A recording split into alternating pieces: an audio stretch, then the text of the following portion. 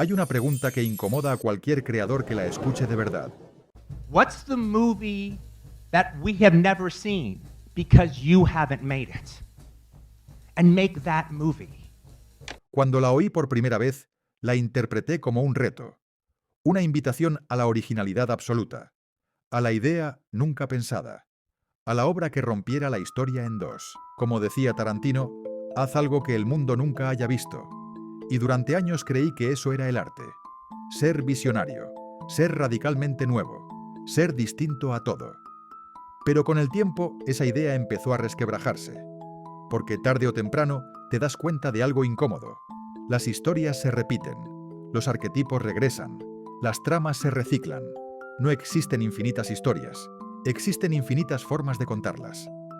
Entonces surge una pregunta más profunda, más peligrosa. Si la originalidad no está en la idea, ¿dónde está? ¿Qué hace que una obra valga la pena?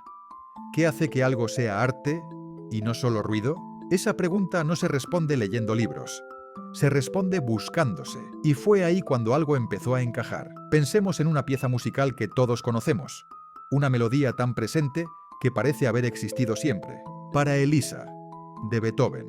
La has escuchado en ascensores, en clases de piano, en películas, en la memoria colectiva. Y sin embargo, hay algo inquietante en ella. No suena como una invención. Suena como un descubrimiento. Como si Beethoven no la hubiera creado, sino encontrado. Las grandes obras no siempre se inventan, se capturan. Y entonces aparece una idea peligrosa. Si Beethoven no la hubiera escrito, ¿alguien más lo habría hecho? Tal vez sí, pero no habría sido igual, no por la melodía, sino por el peso emocional, por la interpretación, por la sensibilidad del que la atravesó. Y ahí ocurre el verdadero giro. Quizás las ideas ya existen, las historias, los temas, los conflictos, ya flotan en algún lugar. Lo que convierte una idea en arte es la forma en que pasa a través de ti. No es lo que cuentas, es desde dónde lo cuentas. Y para entenderlo hay que mirar cómo nacen las obras que parecen originales, aunque no lo sean en absoluto. Tomemos una película que, en apariencia, parece pura espectacularidad técnica. Gravity, un thriller espacial. Astronautas flotando en el vacío. Silencio, peligro, supervivencia. Pero esa no fue su semilla. La película no nació de una idea de ciencia ficción. Nació de una sensación. Alfonso Cuarón atravesaba un colapso personal y profesional. Un proyecto íntimo se había derrumbado. No había financiación, no había plan B, solo urgencia. Le dijeron, necesitas escribir algo que funcione, algo que un estudio pueda comprar. Nada de cine de autor. Y aún así hubo una condición. Si vas a hacerlo, tiene que ser honesto. Entonces apareció la pregunta correcta. No de qué trata la película, sino cómo te sientes ahora mismo. Cuarón no habló de dinero, no habló de fracaso. Habló de una sensación física, sentirse perdido, flotando, girando sin control, queriendo volver a poner los pies en la tierra.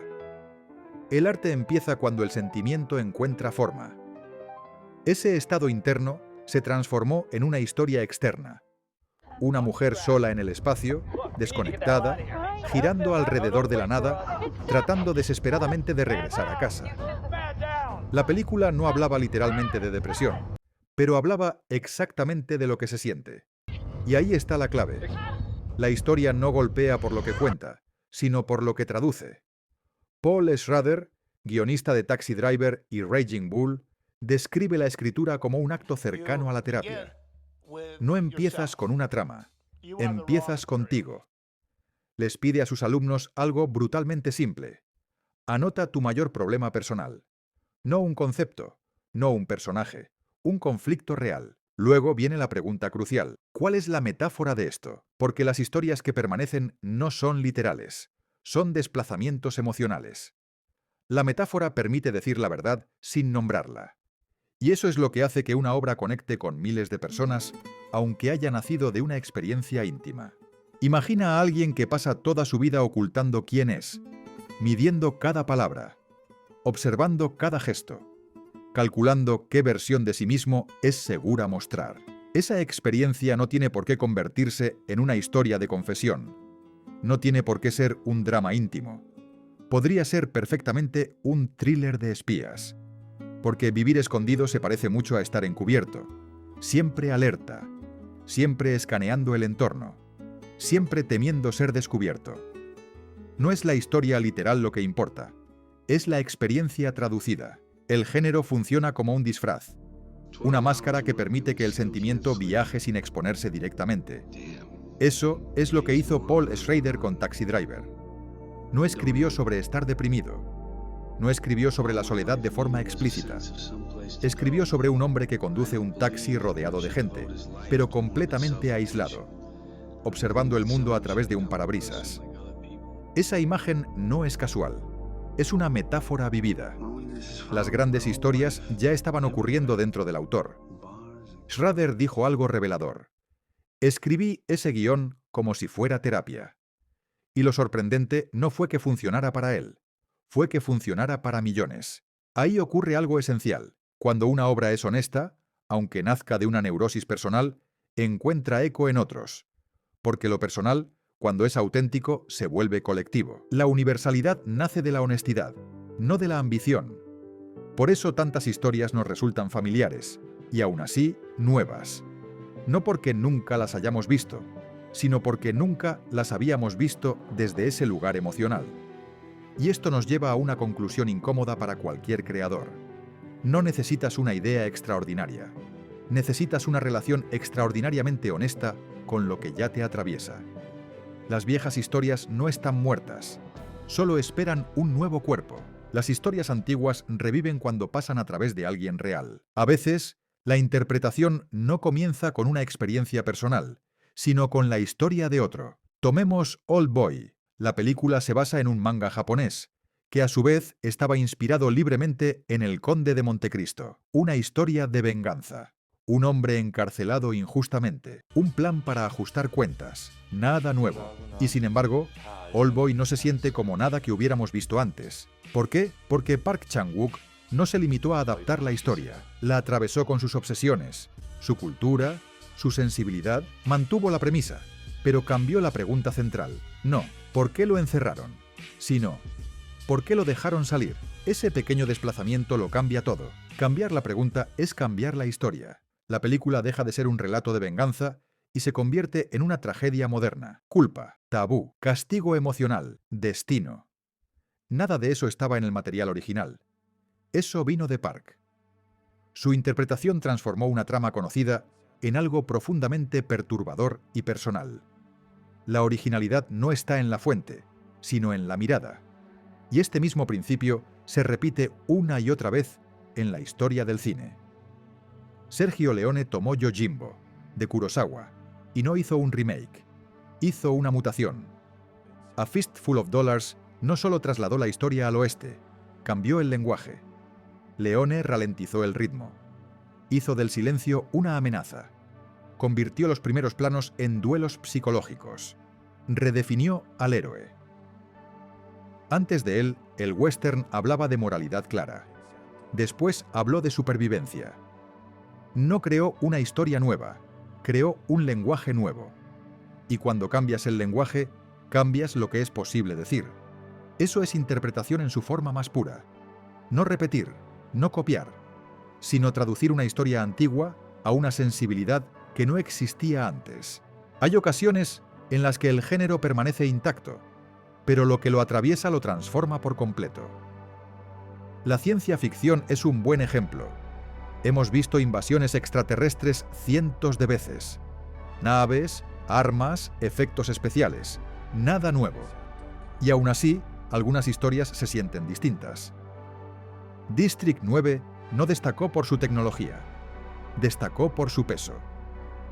Neil Blomkamp creció en Sudáfrica durante el apartheid.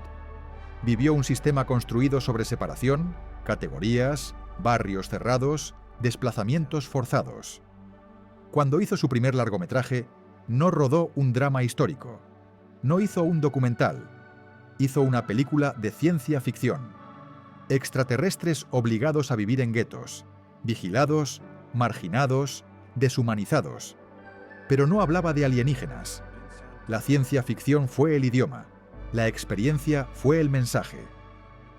Blomkamp no explicó el problema, lo reinterpretó, lo volvió tangible, emocional, y por eso la película conectó, porque no nació de una idea ingeniosa, sino de algo vivido. Las obras que pesan nacen de la experiencia, no del concepto.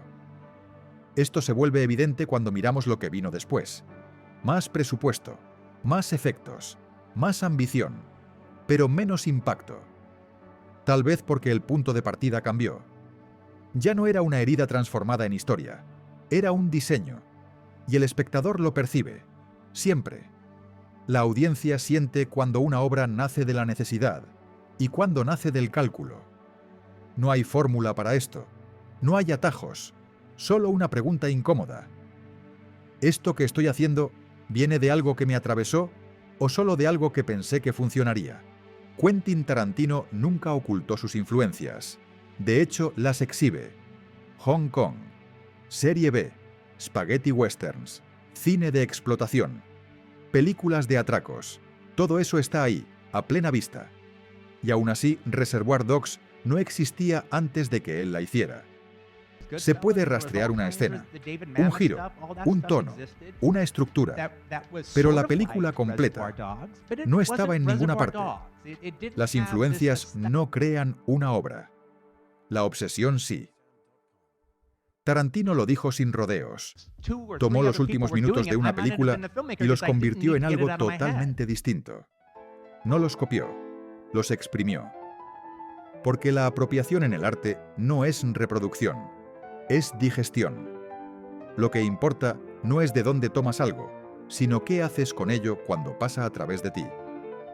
Robar no es repetir, es transformar. Antes de Reservoir Dogs, existían películas de atracos, existían dramas criminales, existía cine de gánsteres, pero no existía esa estética, ese ritmo, ese diálogo, ese humor oscuro, ese punto de vista. La película tuvo que salir de Tarantino porque nadie más tenía esa combinación exacta de influencias, obsesiones y sensibilidad. Una obra solo se vuelve inevitable cuando no puede salir de nadie más. Si hubiera habido 3 personas más haciendo exactamente eso, tal vez nunca la habría hecho, porque no habría necesitado sacarla de la cabeza. Y ahí está la verdad incómoda. Whatever success I've got has come after like 8 years of just nothing working out. No creamos para ser únicos, creamos para liberar algo que nos habita. Después de todo esto, la pregunta inicial cambia de sentido. ¿Cuál es la película que nadie ha hecho porque tú no la has hecho? Ya no se trata de encontrar una idea que nadie haya pensado. Eso es casi imposible. Se trata de algo mucho más difícil. Encontrar una manera de mirar que solo tú posees. La obra que falta no es la que no existe, es la que aún no ha pasado a través de ti. Las historias ya están ahí, los géneros ya existen, las tramas ya fueron contadas. Lo único que no puede repetirse es tu punto de vista, tus obsesiones, tus miedos, tus pérdidas, tu forma particular de sentir el mundo. Eso es lo que convierte una historia vieja en algo nuevo. La originalidad no está en inventar, sino en revelar. Revelar cómo se siente estar dentro de tu vida. Revelar cómo interpretas lo que te ocurrió. Revelar lo que nadie más podría traducir de la misma manera. Quizás por eso las obras que perduran no son las más ingeniosas, sino las más honestas, las que no intentan impresionar, las que intentan decir algo verdadero. Y eso requiere valentía, porque es más fácil esconderse detrás de un concepto que detrás de una experiencia. Hacer algo propio siempre es más arriesgado que hacer algo inteligente, pero también es lo único que deja huella. Así que tal vez no se trata de perseguir la próxima gran idea, ni de inventar algo que nadie haya visto jamás. Tal vez se trata de algo más simple y más aterrador. Escuchar lo que ya está dentro de ti y darle forma. Porque la película que el mundo no ha visto no está esperando en el futuro. Está esperando a que tengas el valor de hacerla existir. Tal vez la razón por la que tantas personas buscan ideas originales es porque tienen miedo de mirar hacia adentro. Porque lo que hay ahí no siempre es cómodo, no siempre es bonito. pero siempre es verdadero. Crear no es inventar desde la nada, es traducir una experiencia que no sabe hablar por sí sola. Es tomar una emoción confusa, un recuerdo que pesa, una herida que nunca se cerró, y darle una forma que otros puedan sentir. Y cuando eso ocurre, cuando alguien más reconoce algo suyo en lo que tú expresaste, sucede algo casi invisible. Dos conciencias se tocan. El arte no conecta ideas, conecta experiencias humanas. Y esa conexión es lo único que sobrevive al tiempo. Aquí, en el laboratorio de Darwin, no analizamos el mundo para dominarlo, lo analizamos para entenderlo, para comprender por qué sentimos lo que sentimos, por qué creamos lo que creamos y por qué algunas historias nos persiguen mucho después de que la pantalla se apaga. Si este video resonó contigo, si sentiste que algo de lo que escuchaste también vive dentro de ti, entonces este espacio también te pertenece. Porque este canal no trata de cine, no trata de mitología, no trata de psicología. Trata de lo que significa ser humano en un mundo que cambia. Así que si quieres seguir explorando las ideas que incomodan, las preguntas que no tienen respuestas fáciles y los símbolos que revelan quiénes somos, te invito a quedarte. Suscríbete a El Laboratorio de Darwin y sigamos cruzando juntos ese territorio extraño donde el arte, la mente y la existencia se encuentran. Porque la historia más importante no es la que vemos en la pantalla, es la que estamos viviendo ahora mismo.